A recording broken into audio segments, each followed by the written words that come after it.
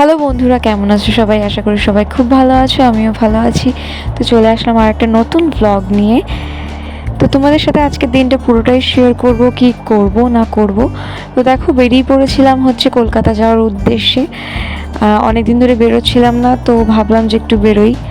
তো বরের কাজ ছিল, তো ভাবলাম যে বরের সাথে কি ঘোরাও হয়ে যাবে, কাজও হয়ে যাবে।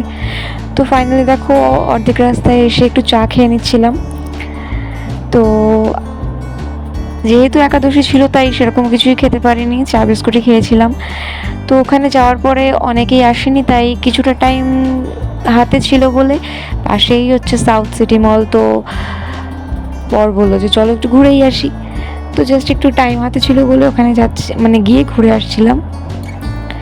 তো অনেকটা টাইমই ছিল। তো দেখো, জাস্ট আমরা ভেতরে ঢুকেছিলাম আর চারিদিকটা এতটাই সুন্দর লাগছিল যে কি বলবো। তারপরে দেখো, আমি বরকে বলছিলাম যে আমার একটা লিপস্টিক কিনতে হবে। তো জাস্ট গিয়ে দেখলাম, দেখে ওখান থেকে জাস্ট চলে গেলাম। কেন বলো তো? কেন না, আমি ভাবলাম যে সাউথ সিটি মলে প্রত্যেকটা প্রোডাক্ট বলো, জামা বলো, জুতো বলো, ব্যাগ বলো বা অন্যান্য আরও অনেক কিছু, যেগুলো হচ্ছে ভীষণই কস্টলি।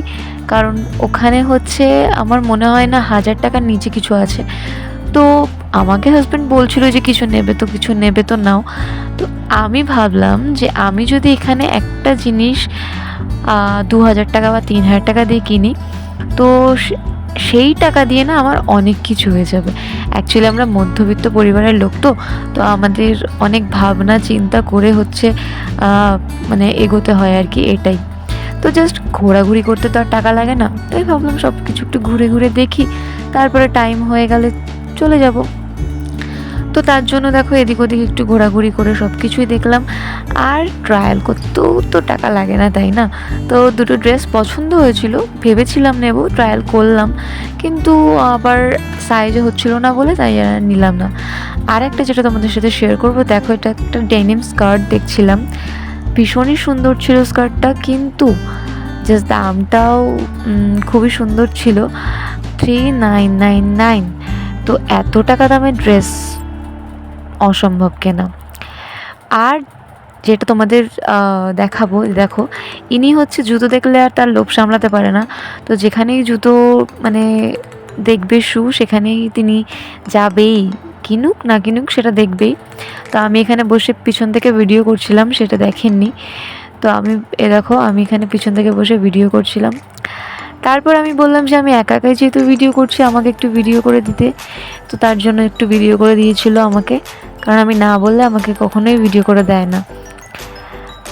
তো ফাইনালি দেখো, এখানে একটু পোজ নিয়ে নিচ্ছিলাম আমি, কারণ দেখো, ব্লগার, একটু পোজ তো নিতেই হবে ব্লগ করার জন্য বা ভিডিও করার জন্য, তাই না? তো এখানে অনেক সময়, মানে অনেকটা টাইমই ভিডিও করে দিয়েছিল। আর এখানে উঠে কিছু ফটোও তুলে নিয়েছিলাম, যেহেতু টাইম হাতে ছিল আর কি। তো দেখো, এখানে এসে ভীষণই সুন্দর লাগছিল, খুব সুন্দর লাগছিল, লাইটিংগুলো তো খুব সুন্দর। ছেলেকে মিস করছিলাম, ছেলেকে তো আনিনি, কারণ এতটা দূর রাস্তা যেতে দেরি হয়ে যাবে, বৃষ্টি বর্ষা, তো যার জন্য ছেলেকে আর আনিনি। কারণ ছেলে আসলে ভালোই লাগতো। তো ওখান থেকে টাইম হয়ে গেছিলো বলে চলে এসেছিলাম, আর ওরা কথা বলছিল, মিটিং করছিল, আর আমি এখানে দেখো জানলার পাশে দাঁড়িয়ে দাঁড়িয়ে দেখছিলাম। মার চলে যাওয়ার সময় তো চলে এসছে, বিসর্জন, একাদশী ছিল, তো ওখানে বিসর্জনে যাচ্ছিল, আর আমি এখানে দাঁড়িয়ে দাঁড়িয়ে দেখছিলাম। তো ফাইনালি আমাদের কাজ সম্পূর্ণ হওয়ার পরে আমরা বাড়ির পথে রওনা দিয়েছিলাম। তো মোটামুটি সব কিছু মিলিয়ে ভালোই কাটলো দিনটা। তো চলো, ছোট্ট একটা ভিডিওর মাধ্যমে তোমাদের সাথে সব কিছু শেয়ার করলাম।